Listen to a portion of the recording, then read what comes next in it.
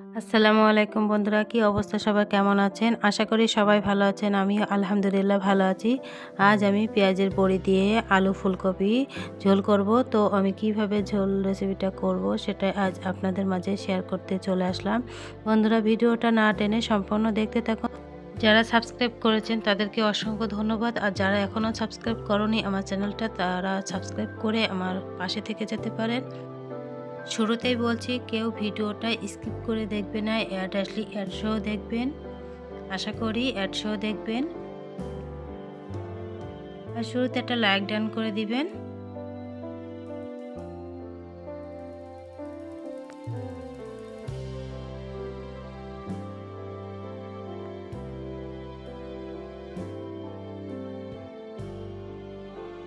এবার আমি এদিকে ফুলকপি কেটে নিয়েছি, এরকম ডুমো ডুমো করে, এরকম সাইজ করে কেটে নিয়েছি। আমি কেটে ধুয়ে নিয়ে চলে এসেছি। এদিকে আলু কেটে নিয়েছি, পেঁয়াজ, কাঁচা লঙ্কা, আর এদিকে বড়ি নিয়ে নিয়েছি পেঁয়াজের। তো আদা, রসুন আর জিরা আমি বেটে নিয়ে নিয়েছি। এদিকে একটা কড়াইতে পানি বসিয়ে দিয়ে গরম করে নিয়েছি। এই গরম পানির মধ্যে আমি ফুলকপিগুলো দিয়ে দিলাম। আমি একটু নাড়াচেড়ে নামিয়ে নিব। আমি সিদ্ধ করব না, যেহেতু একটু ভাপ দিব। যে ফুলকপির মধ্যে একটা কাঁচা গন্ধ থাকে সেটাই বেরিয়ে আসবে।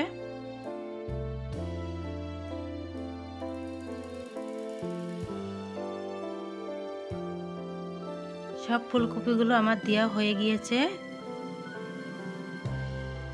এবার একটু নেড়েচেড়ে দিচ্ছি।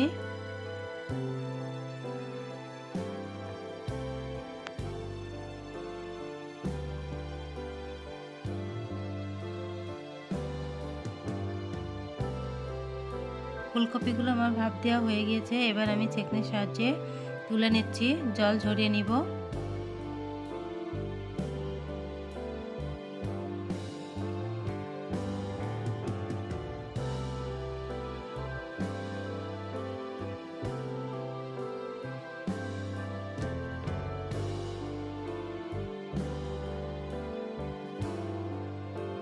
সব ফুলকপিগুলো আমার নেওয়া হয়ে গিয়েছে। এবার আমি একটা কড়াইতে তেল বসিয়ে দিয়েছি,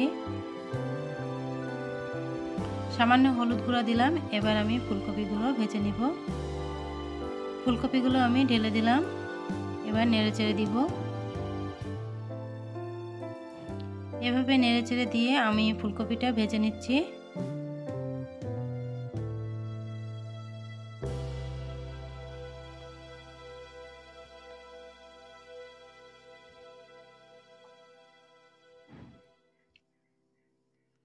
এদিকে একটা আমি কড়া বসিয়ে তেল গরম করে নিয়েছি। তার মধ্যে দিয়ে দিলাম আমি পেঁয়াজের বড়ি।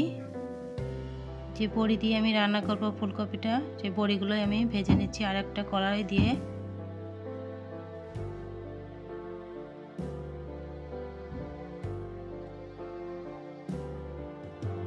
দুই চুলায় দুটো কড়াইতে একদিকে ফুলকপি ভাজা হচ্ছে আর একদিকে বড়িটা আমি ভেজে নিচ্ছি।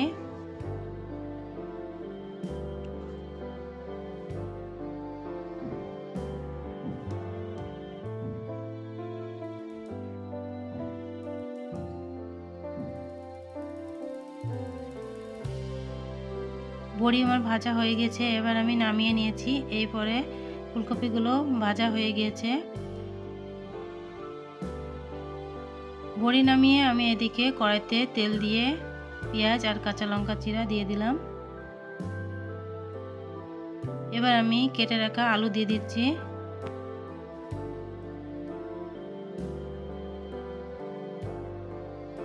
বেটে রাখা রসুন, জিরা আর আদা রেখেছিলাম বেটে, সেটাই আমি দিয়ে দিলাম।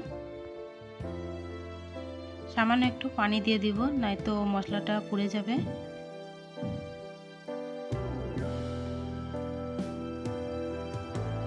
স্বাদ মতো লবণ দিয়ে দিলাম।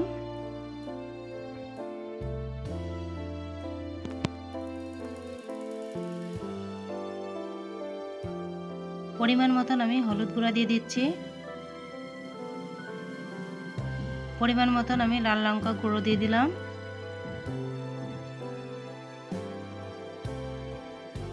এবার আমি নেড়েচেড়ে দিচ্ছি। মশলাটা কষিয়ে নিব আলুর সঙ্গে।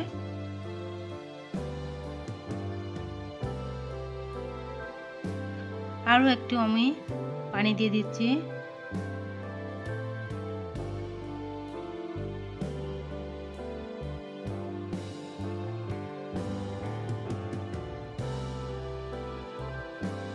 এবার আমি ভেজে রাখা ফুলকপি দিয়ে দিচ্ছি। দেখেন মশলা থেকে আমার তেল ছেড়ে দিয়েছে। ওই অবস্থায় আমি ফুলকপিগুলো দিয়ে দিলাম।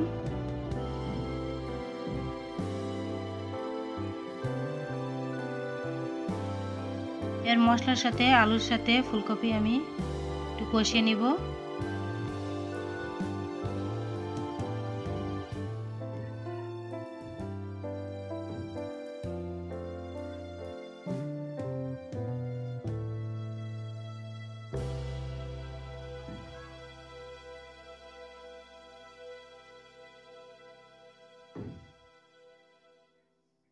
কষানো হয়ে গেছে, এবার আমি পানি দিয়ে দিলাম। আলু ফুলকপি একসাথে আমি ভালোভাবে একটু কষিয়ে নিব মশলার সাথে।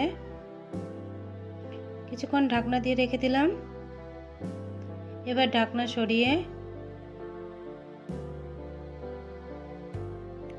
একটু নেড়ে চেড়ে দিচ্ছি।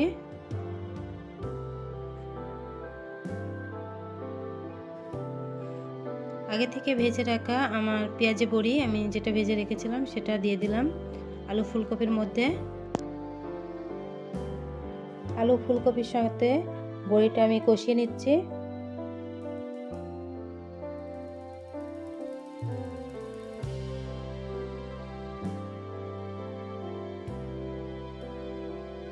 ফুলকপি আলু বড়ি আমার কষানো হয়ে গিয়েছে। এবার আমি পানি দিয়ে দিচ্ছি ঝোলের জন্য। পানিটা একটু বেশি করে দিতে হবে, কারণ এর ভেতরে যে বড়ি দিয়েছি বড়িতে অনেকটাই ঝোল টেনে নেয়, সেই কারণে বুঝে দিতে হবে।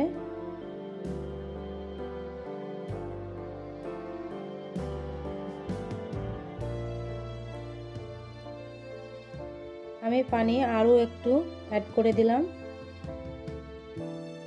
এবার ঢাকনা দিয়ে কিছুক্ষণ আমি রান্না করে নিব।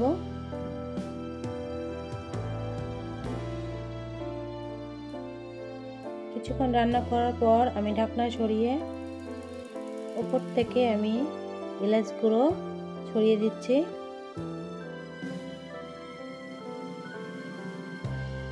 একটু নেড়ে চেড়ে দিচ্ছি।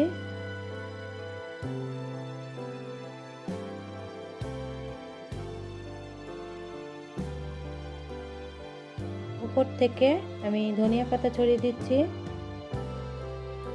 আমার রান্নাটা প্রায় হয়ে এসেছে।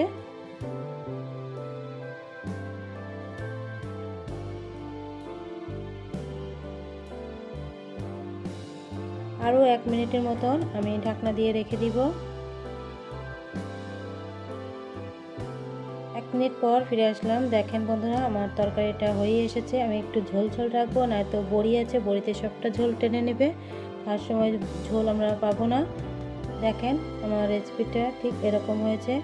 বন্ধুরা, আমার এই পেঁয়াজের বড়ি দিয়ে আলু ফুলকপির ঝোল রেসিপি কেমন হয়েছে কমেন্ট করে জানাবেন। আর ভালো লেগে থাকলে সাবস্ক্রাইব করে পাশে থাকা বেল আইকনটা বাজিয়ে দেবেন, তাহলে আমার ভিডিও ছাড়ার সাথে সাথে নোটিফিকেশন আপনাদের কাছে পৌঁছে যাবে। তো দেখেন আমার ঠিক এরকম হয়েছে।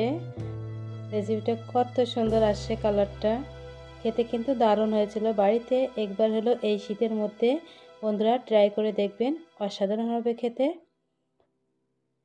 ভাত, রুটি বা পরোটা যেটা দিয়ে খান না কেন দারুণ হবে খেতে। তো সবাই ভালো থাকবেন, সুস্থ থাকবেন।